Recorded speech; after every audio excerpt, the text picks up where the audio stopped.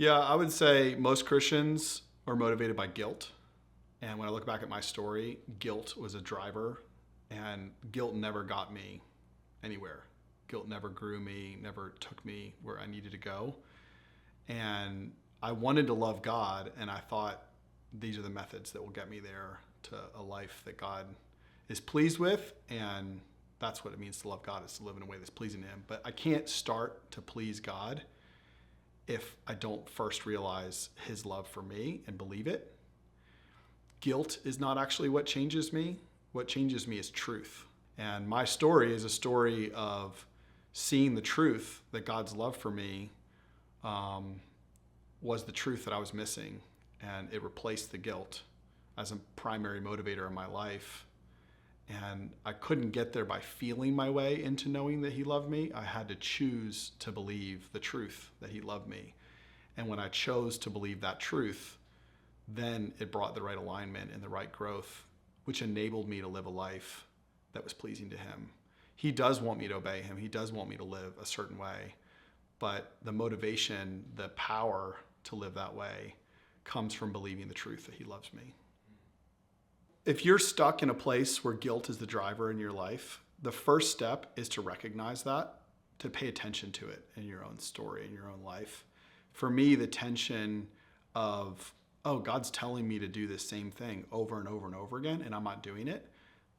I realized there's something wrong in the way that I'm approaching this. I'm not making progress.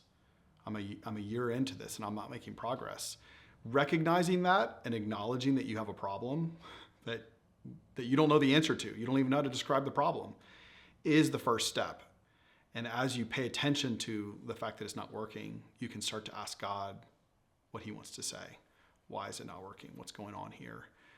The issue is that we're each believing different lies, and we need to understand those lies, but they're currently assumptions. They're currently in the background. We don't even realize we're believing them. So we have to pay attention to the issues first outside in our world and then inside. Why do I hate this so much? Why am I struggling with this so much? Why is this so difficult? And from that place, we are now engaging in the right conversation. We can now ask God what we need to believe, what He wants to challenge. And I think the only way I got there was by obeying God and trusting Him and saying yes to Him when it didn't make sense.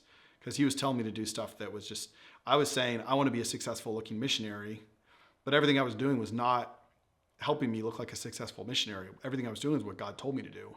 So it was the tension between what I wanted to see happen and obedience to Jesus that increased this tension to the point where I couldn't live with it anymore.